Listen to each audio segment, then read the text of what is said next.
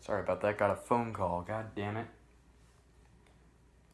Engage in dialogue with other people without letting fear drive you. Okay. I guess that's fair. You shouldn't always have to be afraid. Oh, I skipped one. Would you look at that? Yay. Get alternatives to silencing yourself or coddling other people who are being harmful. So, okay, you're basically saying, okay, friends of yours that are deeply racist and have racist views, fuck them. Just join our cult. I mean, our program that helps teach you about how not to be a racist. Help other white people transform their ignorance and defensiveness into greater consciousness and motivation to act in that solidarity with people of color. Just why? Why should we... Okay, so we got... This is a testimony from a very old-looking person. I joined Healing from Toxic Whiteness because I wanted to act against racial injustice, but I felt frustrated because that felt so theoretical to me. It is theoretical, especially when you're going with a structure like this. This program has opened my eyes to the racism around me. So this program has made you just look at everything as racist and in me, and has allowed me to let go of my sense of guilt, entitlement. There's entitlement that comes with feminism, let's be real here. And all that goes along with toxic whiteness. So, okay, this, I guess, started as toxic masculinity, if you remember that shit show back in the day.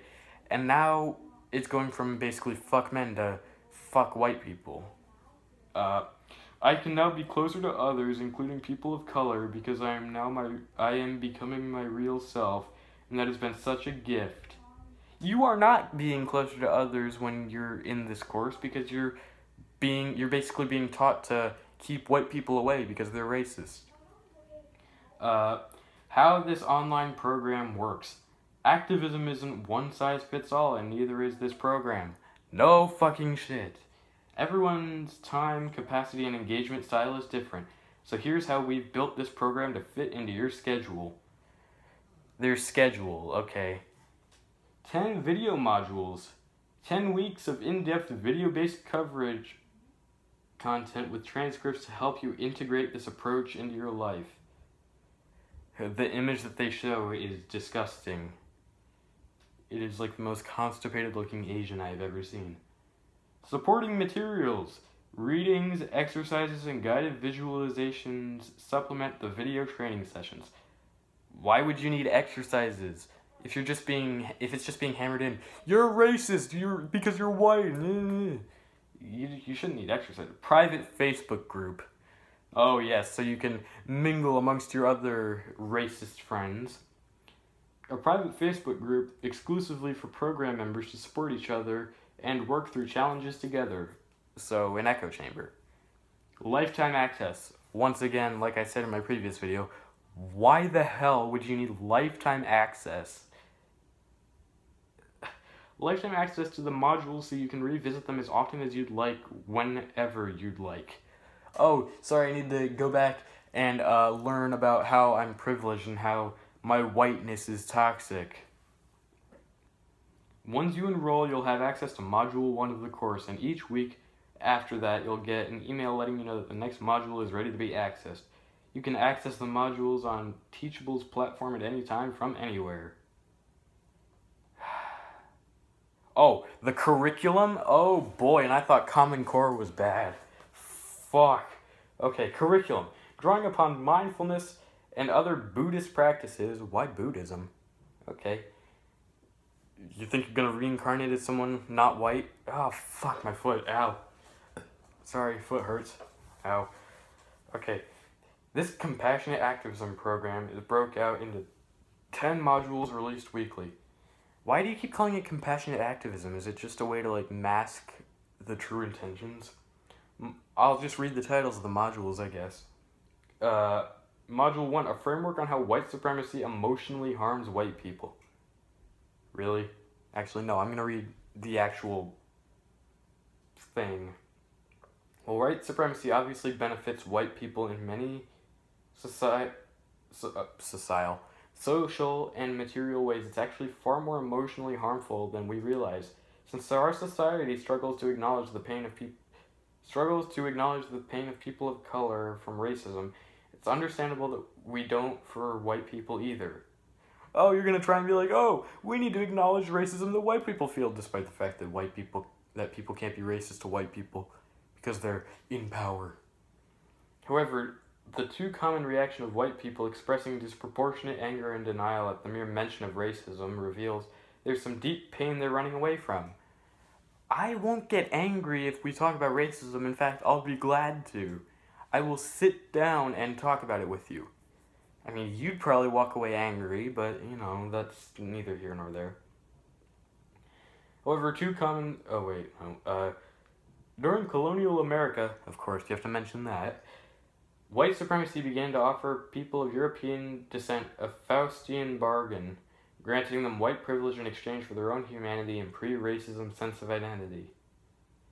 Okay, sure, colonial America, I guess, was racist. So was the whole colonialist part of history, but that doesn't exactly happen anymore. It was the only way to get white people to disregard the ongoing pain of people of color at the hands of other white people and institutions. Institutions. This means racism requires white people to numb out their own hearts and disconnect from their own cultural heritage and historical struggles, and are mostly just beginning to realize that. No, people are starting to realize it because you keep hammering it in at every kind of feminist rally. Module 2, the cynical journey of healing from privilege. I'm cynical. Yes, okay. White privilege disconnects white people from the reality of racism so they won't notice it happening within them and all around them. So white people need to proactively reconnect themselves to it in order to address it. So we need to become racist. We need to become racist so that we can be like, oh yes, I am in fact being a racist bitch. However, this is often a painful and disturbing process because it requires them to deeply acknowledge that they've been kept so ignorant of the reality of racism and yet personally benefited so much from it. How do we benefit from it? Oh my god, I'm just going to read the next module and then I'm just going to leave the video off here. You guys can read the rest. I'm not dealing with this. So to be actually in touch with racism is to feel the pain of racism and be moved by it, to take action to alleviate it. As white people become more racially conscious, it will open them up to a lot of pain they hadn't realized was there before. Yeah, they're going to feel upset when you keep telling them that they're racist.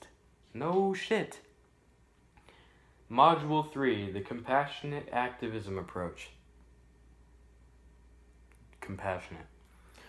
Without some way of holding those many layers of pain, it is too easy and understandable for white people to revert back to being asleep and disconnected. Get woke, fam! However, just because we reject our own pain doesn't mean it goes away. Again, because they keep nailing it into your head. Instead, that pain grows in the background, unconsciously driving our reactions of fear and anger, and in ways... They used "and" twice. They can't even write. Fuck. And in ways that are not aligned with our values. This is the dynamic at play when well-intentioned white people react very defensively at hearing that racism exists. We know it exists. And especially within them, and refuse to engage in that conversation and thereby perpetuate racism. Keeping silent isn't exactly perpetuating it. It's keeping silent, therefore not letting racism be mentioned, which will diminish it. Compassionate activism holds the space for people to get in touch with their pain in an affirming, humanizing way so they know what to heal. Once we have cared for our own pain in that moment, we're able to move from a place of wholeness because we are holding all of ourselves, including the parts we've been rejecting. And from this place of wholeness, we are able to move with greater presence and respond to situations from our values of love and justice. Wow. Are you actually serious? Healing from toxic whiteness. If that doesn't sound shitty enough, I don't know what does, because that is very obvious racism. If you don't see it, then, well, I don't know what to tell you. You're far gone. You're definitely a social justice warrior, and good luck in the real world. You won't survive. You'll be chewed up and spat out in a matter of days. So yeah, that does it for this video. I will see you likely tomorrow, or if I find another crazy social justice course or whatever, I will record it and share it with you guys. Share you the lovely, lovely things that come from everyday feminism. So I will see you guys in the next video.